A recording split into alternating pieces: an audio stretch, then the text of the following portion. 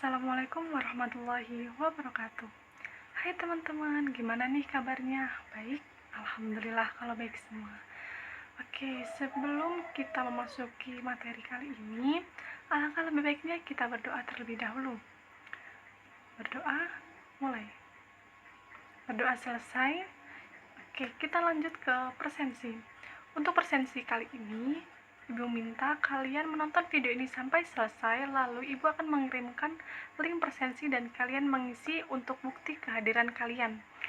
Nah, oke, kita lanjut ke sebelumnya, apakah ada yang masih ingat? Kita sebelumnya membahas materi apa? Ada yang masih ingat? Oke, benar.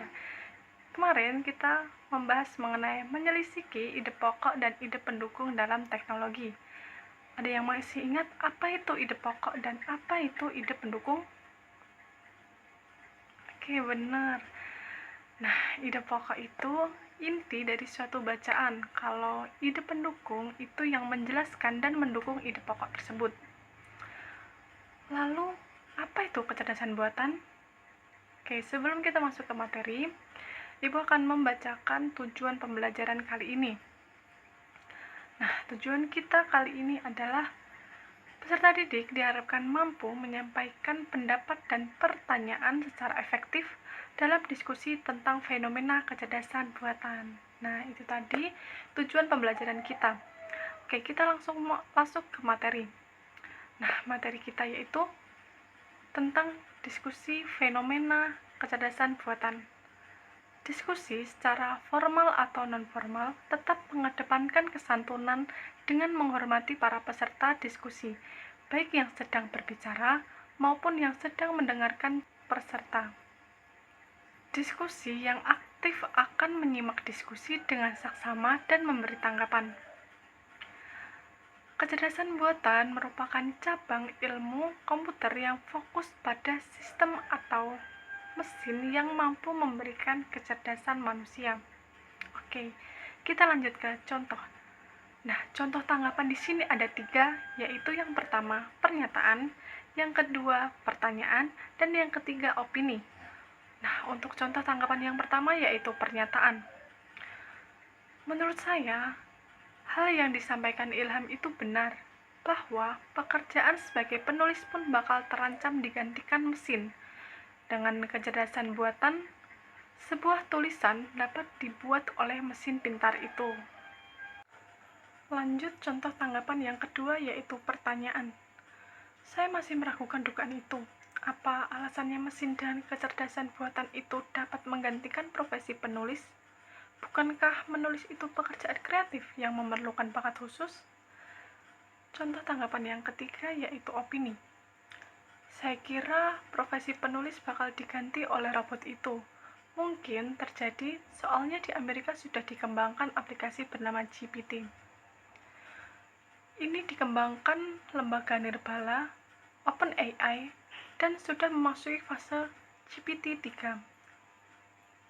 GPT-3 ini memiliki 175 miliar parameter yang dilatih sehingga ia mampu memprediksi sebuah gagasan penulis atau penerjemah dari sebuah teks. Kesimpulannya, aplikasi ini dapat meniru penciptaan sebuah tulisan tanpa memerlukan lagi penulis. Lalu, bagaimana memberikan tanggapan saat berdiskusi? Oke, mari kita bahas.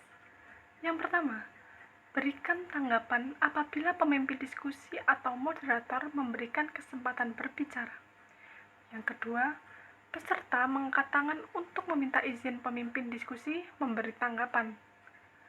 Yang ketiga, perkenalkan diri jika kalian berada di kelompok diskusi dengan peserta belum saling mengenal.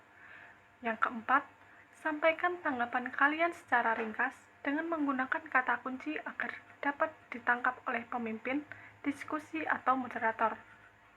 Nah, sampai sini apa kalian paham dengan materi kali ini? Oke, kalau paham, Ibu akan memberikan 2 tugas, yaitu tugas kelompok dan tugas individu. Tugas kelompoknya yaitu buatkan kelompok dengan satu kelompok 4 orang, lalu diskusikan mengenai kecerdasan buatan. Dan yang kedua, buatlah artikel opini terkait kecerdasan buatan yang menggantikan peran manusia. Elaborasi pikiran dan perasaanmu terkait topik ini dengan membandingkan pada era masa depan. Lanjut kesimpulan. Fenomena kecerdasan buatan AI berdampak luas pada berbagai aspek kehidupan manusia yang membawa manfaat besar seperti efisien kerja, kemudahan akses informasi, dan peningkatan kualitas layanan umum. Namun, di sisi lain muncul pola kekhawatiran terkait etika kehilangan lapangan kerja dan penyalahgunaan teknologi. Oleh karena itu, diperlukan pemanfaatan AI secara bijak, regulasi yang tepat, dan peningkatan literasi digital agar dampak positifnya bisa dirasakan secara merata. Nah, untuk pertemuan selanjutnya kita akan membahas mengenai mengungkapkan perwataan tokoh dalam cerita.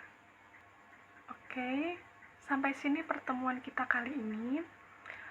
Apabila ada salah kata dan tingkah laku atau perkataan Ibu yang kurang berkenan, Ibu mohon maaf yang sebesar-besarnya.